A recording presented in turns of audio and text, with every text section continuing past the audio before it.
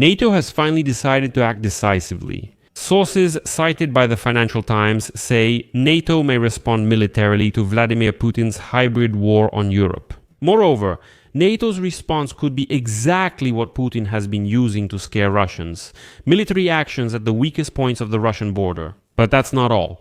At the same time, the European Parliament recommended that European Union countries use military force to intercept and destroy Russian military aircraft if they enter European airspace. The same idea has already been approved by NATO, and they added that the European drone wall should also cover that very Russian territory. They say it will be calmer and safer that way. We shouldn't wait for a Russian drone to enter our territory. We need to monitor what's happening there. On the other side, as the Russians say, of the poor brick. What does this mean? Let's discuss it in this episode and review NATO's latest decision. But before we start this episode, I want to ask you to subscribe to this YouTube channel, give it a like, and write a detailed comment under this episode. This really helps promote the video on YouTube and supports our community. There will be a lot more critical thinkers. If you want to support the work of this YouTube channel, you can do so with any donation using the link in the description.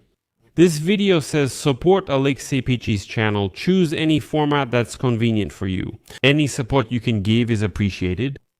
So NATO allies are discussing a more decisive response to the increasingly provocative actions of Vladimir Putin, including deploying combat drones along the border with Russia and loosening restrictions for pilots so they can open fire on Russian aircraft. This information was reported today by the publication Forex Financial Times, citing sources in the North Atlantic Alliance apparatus. According to 4 NATO officials familiar with the negotiations, the goal of the talks is to increase Moscow's cost for its hybrid war against Europe and to develop clear countermeasures. After a series of airspace violations by Russian drones and aircraft, the state bordering Russia, with the support of France and the United Kingdom, Forex bordering Russia with the support of Here's an interesting point. Initially, the idea was to use drones to create a barrier from Russia and shoot down anything Russian that enters NATO territory within the alliance. But now the proposal includes equipping reconnaissance drones that are used to gather intelligence on Russian military actions and weaponry. So in other words, NATO has decided that it's not enough just to create a barrier from Russia. They need to launch reconnaissance drones to study what Russia is planning on its own territory and where and why it is moving its troops. In addition, there's discussion about lowering the requirements for pilots who patrol the eastern border to counter Russian threats. In other words, NATO pilots finally want to be allowed to shoot down Russian planes that violate the airspace of NATO countries, and what's really important is to do it without warning and without a long chain of approvals. And this idea is becoming more and more popular, because last month Donald Trump said that NATO should open fire on Russian planes that violate the territory of its allies. And today, October 9, the European Parliament recommended that European Union countries use military force to intercept and destroy Russian military aircraft if they enter European airspace. These statements came after a series of Russian provocations, including the first direct encounter between NATO aircraft and Russian drones since Russia's full-scale invasion of Ukraine in 2022. In addition to this encounter in Polish airspace, Russian drones have also intruded into Romanian territory, and MiG fighter jets have violated Estonian airspace. Meanwhile, dozens of what are called unidentified drones in Europe have caused major disruptions at airports in Belgium, Denmark, and Germany. And some officials link them to the same hybrid warfare being waged by Moscow, which includes cyber attacks and attempts at sabotage. And so, Matthew Whitaker, who is the United States ambassador to NATO, said last week that he works every day with allies to ensure we have the best options for action in asymmetry. He said that it is extremely important to ensure there are enough rungs on the escalation ladder. Let me put it in plain language. The Americans are being cautious. This phrase, enough rungs on the escalation ladder, means that they want to take small steps, little increments, so that, God forbid, there isn't a major escalation.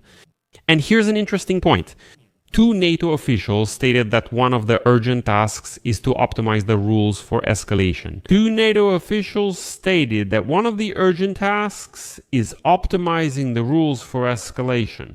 NATO officials stated that among the urgent tasks is optimizing the rules for escalation. As I mentioned, what began with a small group of NATO countries affected by the crisis has now become a wider discussion.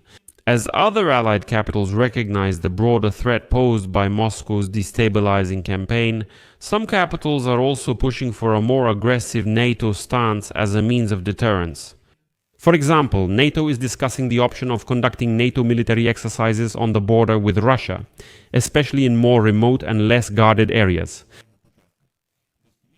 NATO is discussing holding NATO military exercises on the border with Russia, in remote and unguarded areas. And now Sweden and Finland, as you know, are deploying combat brigades in Lapland to intimidate the Russians there. Other NATO allies suggest a more cautious response due to the risk of direct confrontation. Last month, let me remind you, NATO held emergency talks twice due to incidents in Poland and Estonia and the start of Operation Eastern Century. This is a mission to strengthen air defense in the frontline states. All four officials who discussed this story with the Financial Times warned that there are no deadlines or obligations to agree on any changes in position, and any changes cannot be announced publicly. NATO talks are happening as the European Union plans its own response to Russian provocations. This is a really strange episode that should be alarming, but for some reason it isn't. Once again, the countries of the European Union are taking their own measures in response to Russian provocations, considering that they are actually members of the North Atlantic Military Alliance, that is, NATO, which looks very strange. These include travel restrictions across Europe for Russian diplomats whom intelligence agencies suspect of managing agents and conducting sabotage operations in countries where they are not officially posted. As well as using European Union funding to help create systems for protection against drones. I described this story in detail in one of the previous episodes. So I recommend you go to the channel and watch it. It's about Russian passports and how Europe is declaring Russian diplomats outlaws. And finally, I'll quote Ursula von der Leyen, the President of the European Commission, who says this is a deliberate and targeted grey zone campaign against Europe. Europe must respond. Russia wants to sow discord. We must respond with unity. We must not only react but also deter, because if we delay taking action, the grey zone will only expand. Well, let's see what the North Atlantic Alliance will eventually implement. I'll leave it at that. Share your opinions and conclusions in the comments below this episode. Subscribe to the channel, hit the bell, and don't forget to like. That's it for now. Take care. Goodbye, everyone.